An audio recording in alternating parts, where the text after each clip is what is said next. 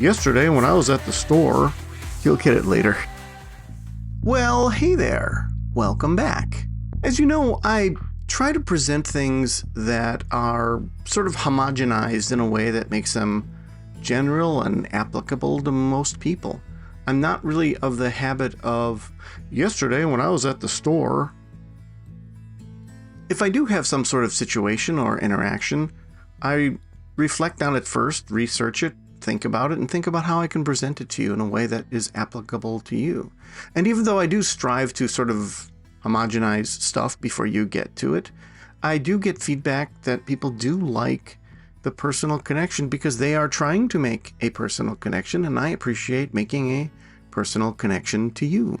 So having said that, I did have something happen to me, gave me a little mini epiphany that I thought I would share with you, and perhaps you can apply to your life as well.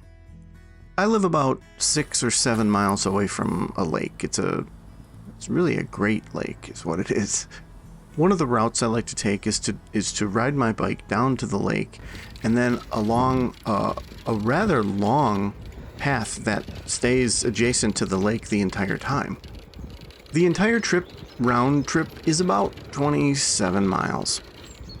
Like most people, I have some sort of software on my phone that tracks my progress and how long it takes and how far I've gone, and even plots my entire course on a map. And it's that plotting on a map that gave me the eventual epiphany.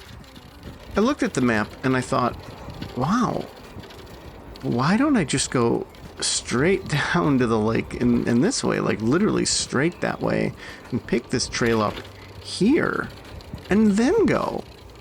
I thought, well, why am I going way out of my way to pick up the trail way over there? Like I'm adding like miles to my journey by and that's when it hit me. You see, the map view was a very cold, efficient look at the trail that told me, well, the fastest way to do this, the most efficient way to get where you're going would be to take this route. And it indeed would shave off a number of miles and in many minutes. But if you're taking the actual bike ride, you realize you take these twists and turns and you veer this way and that way because you're avoiding a lot of dangerous traffic. You're favoring roads that do have a bike lane, and you're entering the path by the lake at a place that is more advantageous. And part of that advantageousness is that it does make for a longer ride. Because, one of the reasons to ride and to exercise is to sort of challenge yourself instead of, cutting every corner.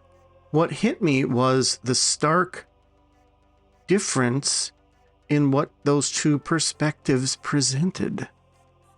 It was the same brain. It was the same person.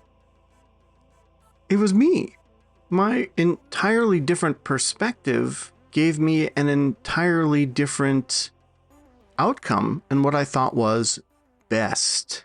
This is the part where you go, okay, here we go, right? The analytical part of my brain kicked in and said, efficiency, shortest trip, pretty lines on a map. And the part of my brain that wants to enjoy the ride and maximize it doesn't really see it on a map. It sees it as, I'm going to take a left here, or, ooh, let's go down that way. I'm not going to insufferably apply what we just talked about to, 1,000 metaphorical things about your life. I'll just do it for a few, okay? Sorry. But there are some things that we can apply this to, right? There are some analogs, parallels, etc. that are very similar to this. If you look at the map of your life, right? Well, let's get back to Alchemy for Life. If you look at the map of your life and you go, well, I'm going to go this way, and I'm going to do this, and then I'm going to go to school, and then I'm going to leave, and I'm going to go this way and this way, because that seems to be the best thing to do. The person looking at the map is floating above it and not in the map. They're not the person who is taking the journey or who has taken the journey. And that's dangerous. And that can give you a very different perspective, just like I had a different perspective on my little bike trip.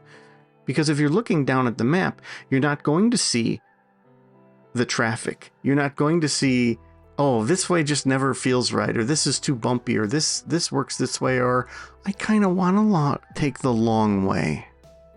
That would be cool. That's why I'm doing this, to take the long way. So think about that parallel when you're planning. And one of my episodes is steering from afar. So take a look at that one for something very similar to what we just talked about. But let's also create an analog for the map looking person and the actual bike riding person. Let's create an analog and say those are two separate people. Where can we go with that? Well, what if the bike riding person is you in your career and the map looking person is a career counselor, your boss, or even a loved one? They can all look at that sort of coldly and detached. Even someone who cares very much about you can still be coldly detached from it because they don't have to live through it. They don't have to experience it. I don't know why you do that. Why do you do that? Oh, I think that this would be a much better path for you to take. It's much more direct. It's much more this or that or the other thing. They don't think in terms of first person experience. So what we're really doing here is comparing first person experience to third person experience. Just understanding that this other person, whether it's you or another physical human being, just understanding that this other person has that perspective and has a different way to look at what you're doing can help you to understand why you might be at odds with that person, even if that person is you. And when you reflect on your day and you go in your planner or whatever and you look back and you go, wow, this is not where I wanted to be, right? This is not where I'm supposed to be, according to that thing I drew out 12 years ago, according to what I told my wife, according to where I thought I was supposed to be. Well, the person who thought you were supposed to be here is not the person who is you, who is here, who is going through the paths and decides to turn left and decides to add a mile or so because it's just more fun. So think about that the next time that you or another person assesses your path. I'm not saying that so that you're adversarial to that person, even if they're you. I'm saying so that you can understand the difference in perspectives and maybe jump back and forth between the perspectives and maybe say, oh, okay, I kind of see how adjusting the map a little bit here might be kind of interesting, and then jump back into perspective of being in the trenches, the person actually riding the bike, the person who is on the path, you, the person listening right now.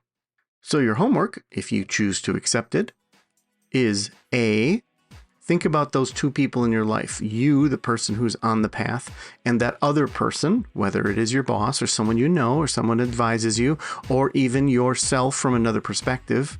So, because sometimes you're very hard on yourself, I could imagine. Not that I have any experience with that. And 2, did I say A? I guess B. Switch places with that individual. So if it's just you, and this might be confusing, if you are the person on the path and also looking at the map, switch places. So when you are looking at the map of your life, remember what it felt like to be in the trench and actually do the thing. This can also help you to fulfill promises and not make ones you can't fulfill. And also switch the path person with the map person so that the map person is now in the trenches and riding the bike and going, oh, whoa, okay, I see what this kind of promise means. I see why we adjust the path here. And if that person is a separate person from you, then perhaps you can explain to them better why you do something and allow them to go into your shoes. And then you going into their shoes can help you to understand why they suggest you go a direction that doesn't make a lot of sense, or one at least that you don't want to, or one that you find is not as advantageous as the other way. As always, a very tiny idea, a tiny little binary of, hey, this thing and the other thing. Sometimes it's worth expanding, and I think this was one of them. So thank you so much for listening. I do hope you do the homework, and I'm always out here when you need me. Thanks. Living life every day, late at night.